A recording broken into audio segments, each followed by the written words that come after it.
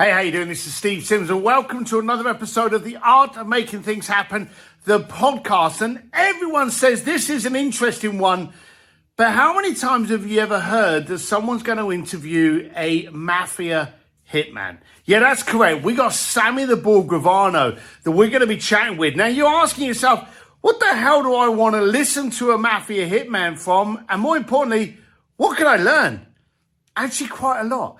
He ran an organization. He was the underboss to the Gambino and Gotti family. He knew about structure. He knew about actually keeping your word. Isn't it funny that in a life of crime, we hear about word integrity and respect more than we do in today's business? Isn't something messed up there? Anyway, listen to the mindset. Some of the things you're not going to agree with. I'm not here to glorify what he did, but I do want to have the conversation so I can understand and stretch the way I listen and interact with people. You're going to get a lot out of this podcast, so buckle up, pour your coffee, push play, and enjoy. Hey, Sammy, welcome to the show. Thank you. Thank you very much. Pleasure to be here. Oh, it's a pleasure, and it's been an honor to get to know you. You know, we had conversations before this. We had dinner the other day. We went out yesterday with a friend of ours. It's been really interesting to get to know you and understand your mindset. I want to jump in at the deep end. We've seen a lot of romanticism around the world of the Mafia. It's probably the most secret society out there from all the movies and the TV shows. Is that what lured you in at a young age into that life? Well, in Bensonhurst, Brooklyn, where I grew up, it was saturated with the Mafia. Every bar, every restaurant, no matter where you went, there was Mafia people, and I grew up with that. It was an Italian Jewish neighborhood, dominantly Italian, and that's part of our culture. My father knew about it. He was a legitimate man. I remember him telling me when we were going to church one Sunday, we passed the corner, there was a bunch of guys on the corner who's shooting dice in the street and stuff, and I said, Dad, who's those people? He said, they're bad people. You got to stay away from them. But you got to remember, they're our bad people. They're part of us. When we have problems, they help us. They keep the neighborhood clean. So it was like a mixed message. Bad people, but they're our bad people and stuff. And I've got to learn that growing up. Got to understand when I was younger and I was in a gang that they were tough. You can get killed fucking around with these people and stuff like that. So I avoided them a little bit. But they became, through movies and everything, they became idols. And the guys from my neighborhood had really big names, big reputations that were known not only in Brooklyn, New York, but throughout the country. And I looked up to them and I respected them. And they were always pretty decent, you know, to my family or to myself. My father was friendly with a guy, Suvido. He was from Italy. My father had trouble with the unions one time, and I was helping him in the factory. I heard these two big guys come in and telling my father that he's got to pay money, he's operating non-union and this and that. And I was paying attention to it. I was young, I was maybe 16, and in the gang. So I watched it carefully. And then they told my father, if you don't have an envelope by next week, we're gonna come in and we're gonna break your legs. And I went to the leader of the Rampers, this guy, Gerry Papa. I told him about it. I said, I'm gonna have some of the guys come down with me. When they come in, if they raise their hands to my father, we can go to work on them. Gerry picked up his shirt and he had a gun. He said, here, take this. If they raise their hand, shoot them. Then give me a call, we'll get rid of the bodies. Now, I never killed somebody. I was young, and kind of shook me a little bit, but I was intent not having my father beat up by these guys. Sure. So I went there with a gun. And the next time they came in, I was ready. But they came, they hugged him. Gerry, why didn't you tell us you knew Suvido? And I heard that. And they were like just giving them, if anybody bothers you, call us up from the union and this and that. Now, I knew Suvido was my father's gumbada. The guy was a little tiny guy, skinny. A wind could have blew him over. And it dawned on me, how could this little small guy intimidate these people? Why are they afraid of him?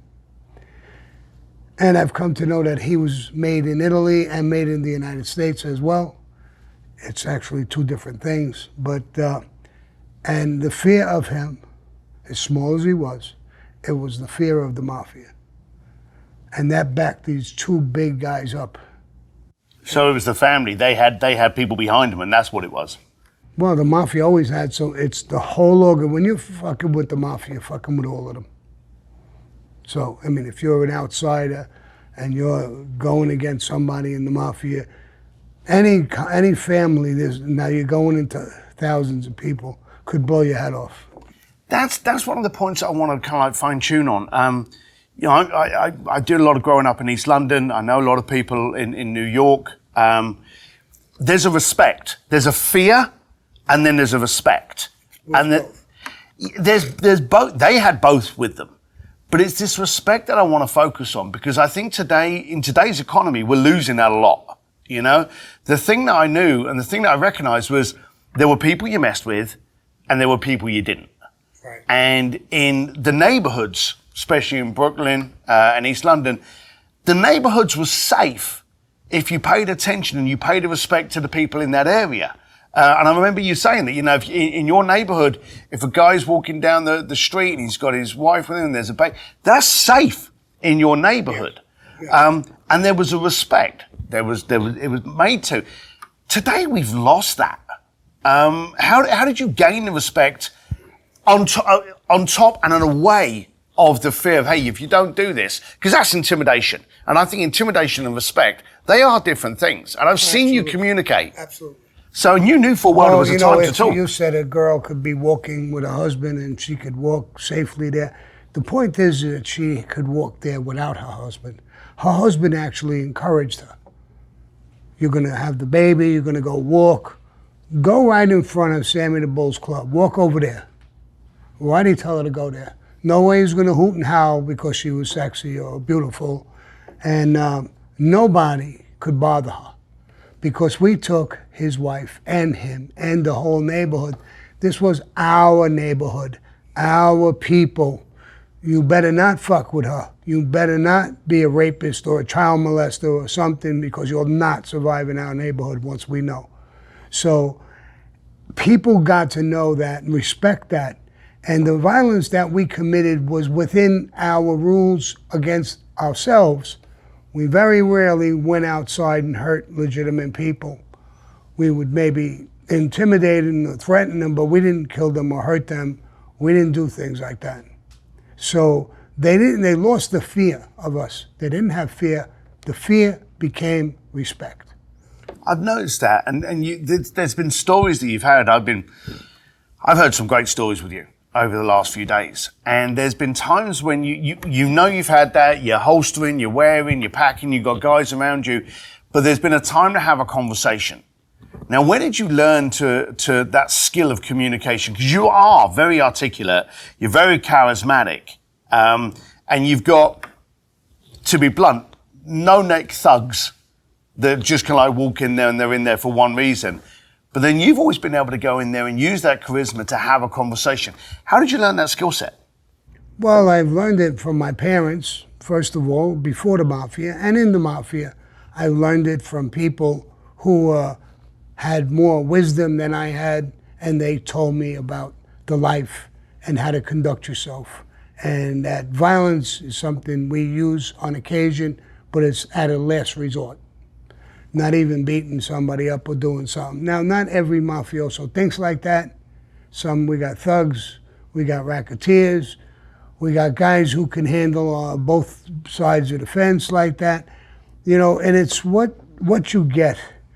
You get a different respect when you're honorable and you're trustworthy and you're not so aggressive that you're looking to eat everybody or what they have. You know, I used to go into businesses and I would talk with somebody. I'm going to give you an example. This guy had a container business, small business. And I got to know him. He was a good guy.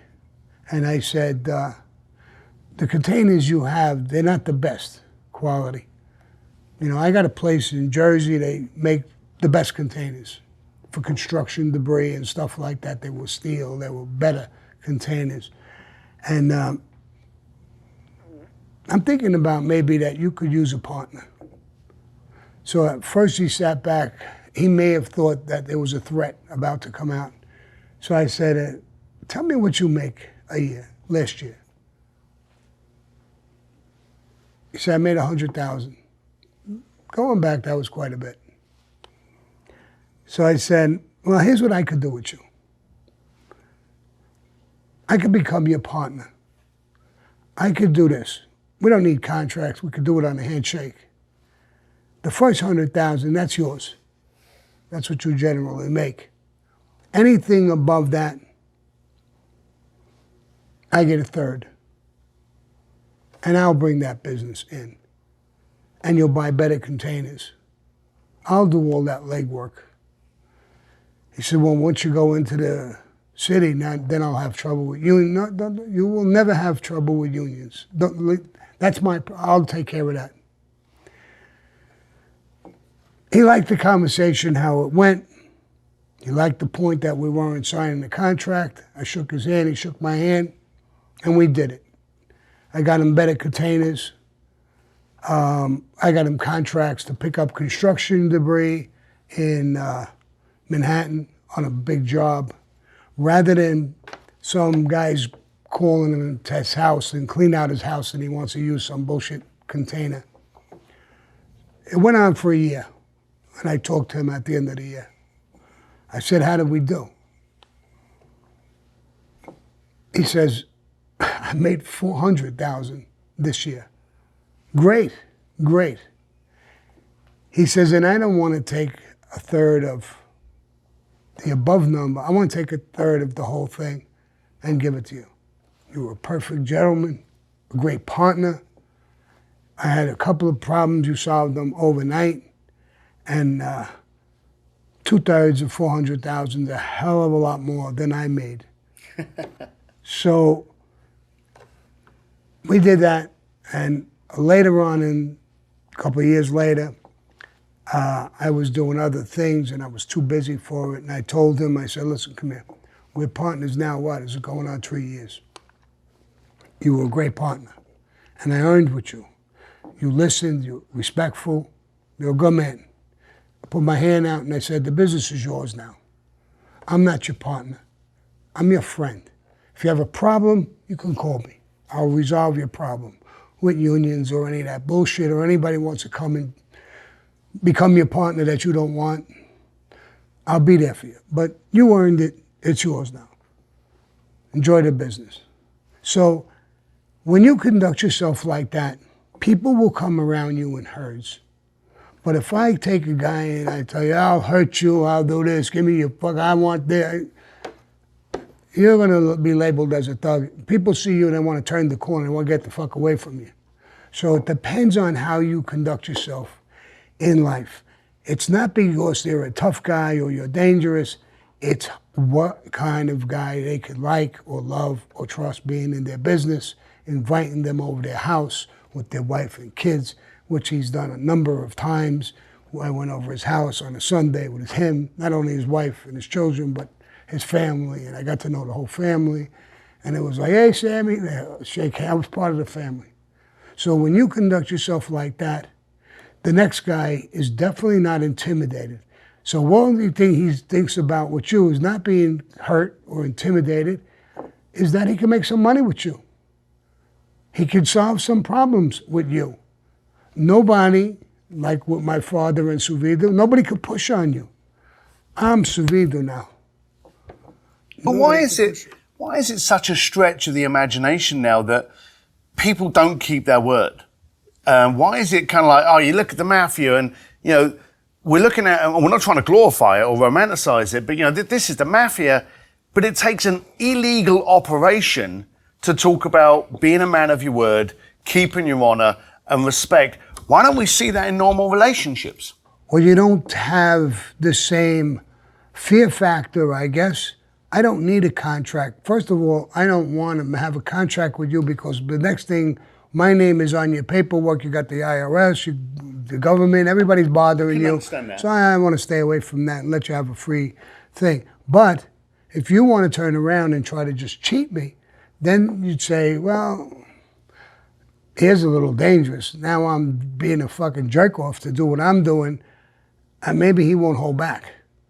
So you have that fear factor maybe in it a little bit, and then you turn around if you're any kind of a man and say, well, he lived up to his word with everything. Why would I cheat him, or why would I do anything?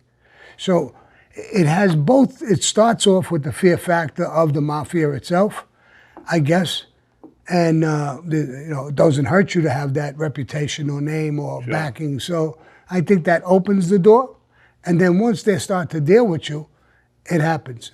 Just like doing some of these interviews. I guess when I first got out of prison, nobody wanted to sit with me and talk with me. Now there's people in herds who want to talk to me because they know I'm fair in the situation and I talk like a normal human being, and I'm not looking to hurt people. I'm not looking to do anything. So it's that reputation that follows you. What kind of a person are you? You're a cheater. You're a liar. But it's okay when you're making money to be honourable and to be respectful because everything's going well. Yes. But you were telling me about a situation with a Jewish partner that you had where it didn't. Right. But you saw long game potential. So tell us about that. Well, there was a Jewish guy who called me up. I knew him.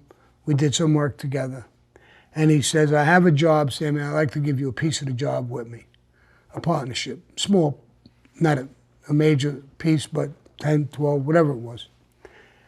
And I said, all right, we could do that.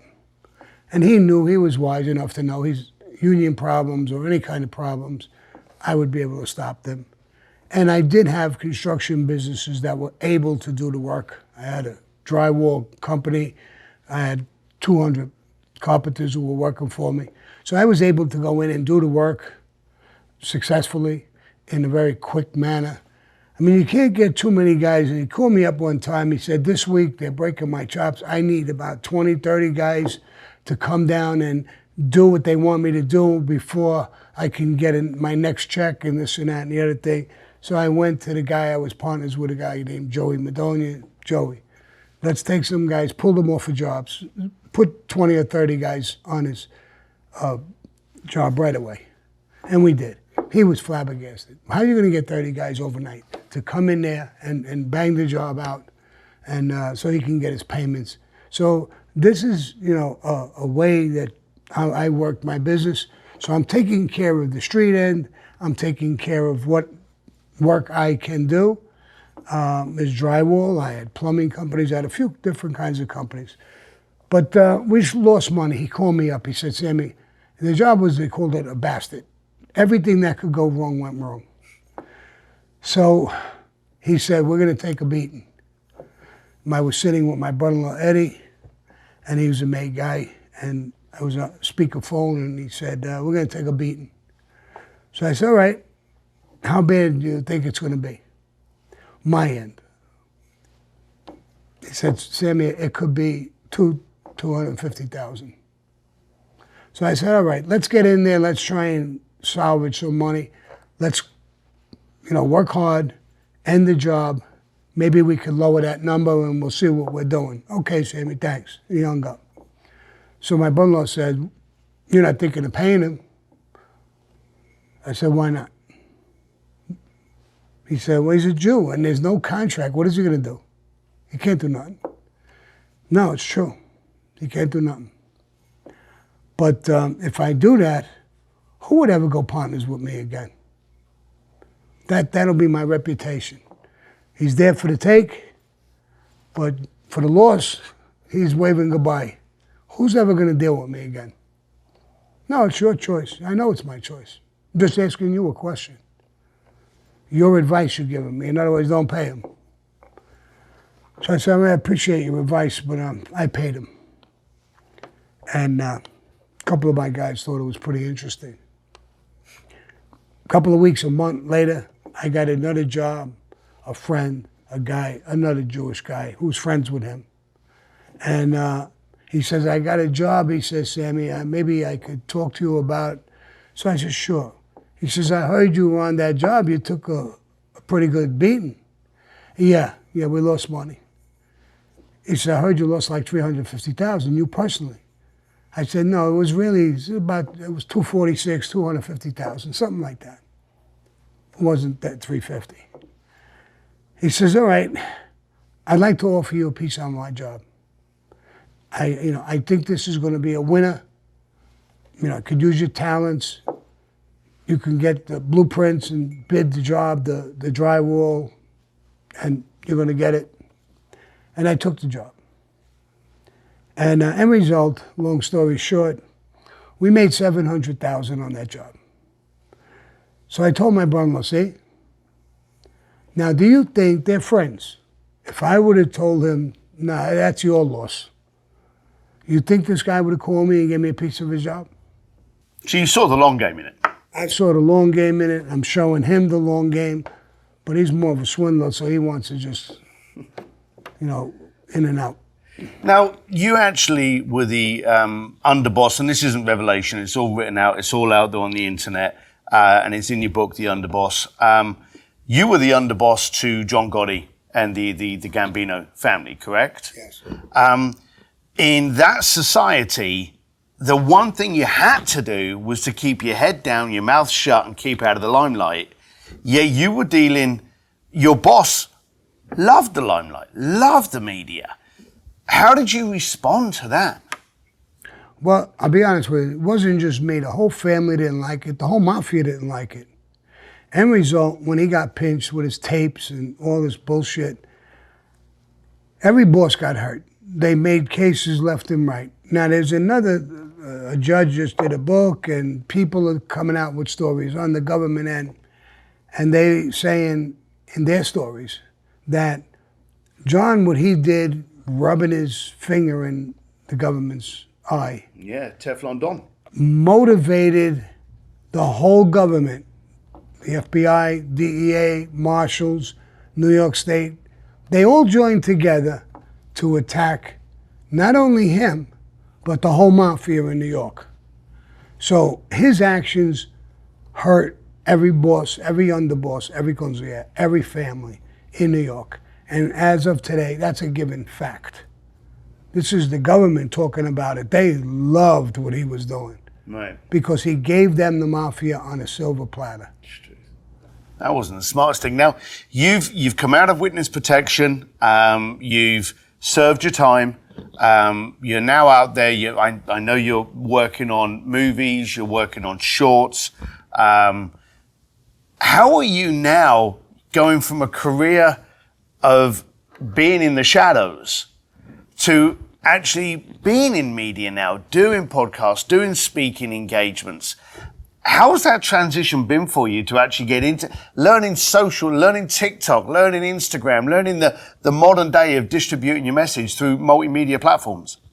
Well, my son, I'll be honest with you, started the whole thing. My wife was doing some work and she said, Sammy, I got people who want to do a podcast. Would you help me? Would you talk about your story of your life? And I said, I'll do whatever I could do to help you. And I started doing a podcast.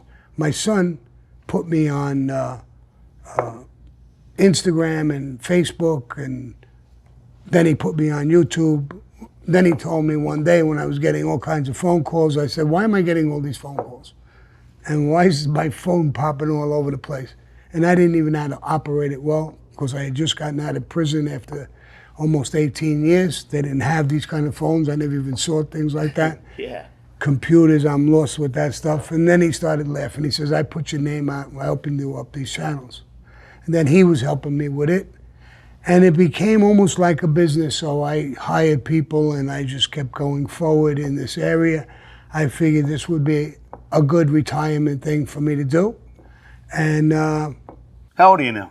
I'm 77. In good shape. Do you work out a lot still? I do a little bit, not as much because I get very sore. But I've worked out on and off all my life. I never really got out of shape. In prison, I worked out. And I do a little walking. I go to the gym. I do a little swimming in the pool, but nothing really heavy anymore. Right. And and I keep myself in shape. When I put on a couple of pounds, I start paying attention to it. I watch what I eat.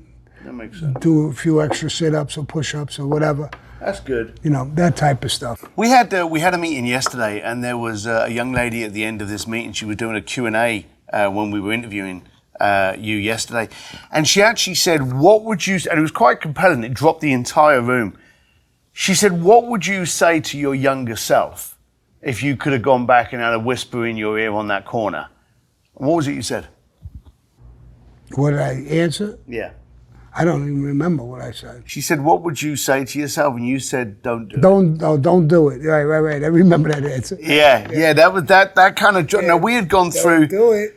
Yeah, we've got a lot of footage. There's going to be a lot of this on another podcast.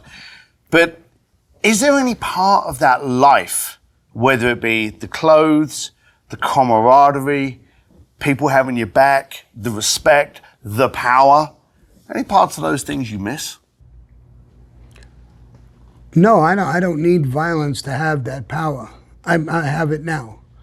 I'm dealing with it again, but I'm dealing with it in a legitimate way. I don't have to threaten people. I mean, I'm doing the same thing I did in business then. I'm doing it now. I'm living up to my word. I'm doing the right thing. I'm producing things. I'll show you. I'll give you an example. I was doing the podcast, and they gave me ear things and a microphone in my face, and there was no cameras, no video, no nothing. They said, talk. And I did my first one like that. And I said, why isn't there a camera? Why aren't we videoing it? Well, they don't do podcasts like that. Good. I want a video. I want to do it differently. And I think I broke the ice with that because I started doing that with a video, and you could look back in time and see. And then I start saying, why isn't there music and sound in this thing? If this is a show, how come it's just drab me talking? Why isn't there sound and video on my podcast talking about my life? We don't do that. Yeah, but I want to do it. And we did it. So I've been like that all my life, and I'm doing that now. Now we're making shorts. You mentioned shorts. I'm making shorts. It's like a movie in itself, but they're in 10 or 12, 14-minute little clips, one after the other. And I saw a few of them, and it looked like a joke to me. And then I saw one that shocked me. There was people playing cards. This guy came into the game, and they don't know him, but they're dealing with him. And he brings up a story about he knows that they committed a robbery, and on the way out of the store, they bunk right into a 15-year-old kid, and they shoot him and kill him because maybe he'll be a witness. And this guy comes to the game, and he's talking to them. And he tells them about these three idiots who stuck up a store. And on the way out, they put a couple in his chest. A 15-year-old kid. Not even in the prime of his life yet. They took his life. So they did the score, so they're nervous. Like, well, who the fuck are you? He takes out a gun and he kills them all. And he does talking. So I saw this video and I said, this is great. It's a dark room. There's no set there. There's no nothing. It's just these people sitting at the table. Why can't we do something like that? So where did that creativity come from? Because we've spoken before, and you have an ability to look at something like any entrepreneur, which is exactly what you were. You look at it and you go, well, hang on a minute, how can we make that better? How can we do this? How can we add video? How can we add sound? You have this natural gravitation to change the way the norm's being done. Was that creativity always with you? No. When I went to prison, I had a lot of time to do, and I wanted to do something. I didn't want to do the same shit everybody's doing in prison. And a couple of friends I made there were doing artwork. I can't even draw a stick figure. So I said, how do you do that? It was all charcoal. And I watched them do it a couple of times. And one of my friends said, Sam, you want to try it? Yeah, I think I would like to try it. And he told me what to do and how to do it, and I tried to do it, and it was a little tough. It didn't look that good. And then I started practicing. And I got better and better. But I would get frustrated when I made a mistake and rip it up and throw it away. And they said, whoa, Sammy, don't do that. You're good. You got to the point where you got stuck. Stop. Don't rip it up. That's good work. Leave it alone and call us and we'll help you where you're stuck. So I always worked with somebody and had somebody come in and help me where I was stuck. And I started doing work. And the work was good. I did pictures of Al Capone, which I think you saw. I saw it. I saw it yesterday, yeah. And I have a princess and stuff. I did a thing of Muhammad Ali. And I did it, and I couldn't get the hair for the life of me. A black man, I couldn't get the hair. So a guy says, here's how you do it, listen to me. He says, his whole head, get the black charcoal, do the whole thing black. And use your thumb, because there's natural oils, and move it around. Leave it alone. So I did that. Then he got me a sponge, small sponge. He dipped it in the water, squeezed it out, not dry, but it was still damp, and put it on his head. Don't press too hard, just a little bit of pressure. I did it. He showed me how to hold my hand. And then he said, now take it off lightly. I took it off, and it had all little like white spots. And it was perfect. It was looked like a short haircut on a black man. And that picture, I should have kept that one, but I didn't. It came out perfect. Really, it was, I think, one of the best ones I did. And a black friend of mine came to me and he said, Sammy, he says, my father loves him, Muhammad Ali. Could I buy this off you? I said, no, I don't think I want to sell it. And he was begging me for it. So I said, all right, you know what? Give me $25 and buy me some commissary, $25 worth of commissary. I'll give you a list. And I gave it to him. I made such a mistake because it was really, really that good. I mean, I could have probably made a bundle on it now knowing I came out and I'm doing all this and I'm selling pictures of some of my artwork. I lost that, but it was one of the best ones I did. But I was stuck in certain areas. Hair is a problem, doing fingers, certain things in the artwork. But I learned how to do the eyes, the nose, the lips, and after a while you get the knack for it. I'm hearing what you're saying, but I'm also hearing something else. In the stories that we've been chatting about, and learning about your past, learning about the gangs, learning about the mafia, learning about your crew, when you were giving us some of the experiences of, the hits and things that you had to get involved in, and now you're talking to me about your artwork. Every single one of those stories was, I had these people that had my back. I had this crew that they went there, they helped me out with that. This guy helped me. You've always been a team player. There's a misconception that you are a lone wolf. You went out there on your own. And even when you were talking to me about some of the more colourful chapters of your life yesterday, you weren't alone. You had people that had your back. You had people that were driving. Was it innate in you from an early stage that, hey, you got to do more when you had people around you could trust? Oh, absolutely. I mean, and you need a team player. It's just like here. We could talk deaf, dumb, and blind, and we could do a great job. But him doing the recording, that guy over there doing the editing or the sound, I mean, they're part of us. They're part of our team. There's a team behind us, yeah. If they're not there, you don't see them, they're behind the camera. But if you don't have their greatness with us, then this is nothing. We can talk, you could hear it, but, so you always need a team. You always need people around you that are doing things, helping you with what you're doing. I'm going to give you an example. One time, like you said, well, how do you describe different people? How do you know if they're good people, bad people, or this, that, and the other thing? And I was been blessed with a few things. I'll give you an example. One day, John Gotti was going to have a meeting with a guy, and it was a pretty important meeting. So I usually sit with the table, but I got up and I went get coffee in the other room. And I hear John calling me, Sammy, what? Come here. Sit over here next to me. All right. He says, I'm going to meet with this guy. Tell me what you think. Just watch the meeting. All right. So I sat there, had a cup of coffee, and he talked with the guy for about 15 or 20 minutes, maybe a little bit longer. And they said goodbye, and the guy got up and left. He said, what do you think? I said, there was parts of the conversation he was lying. How do you know he was lying?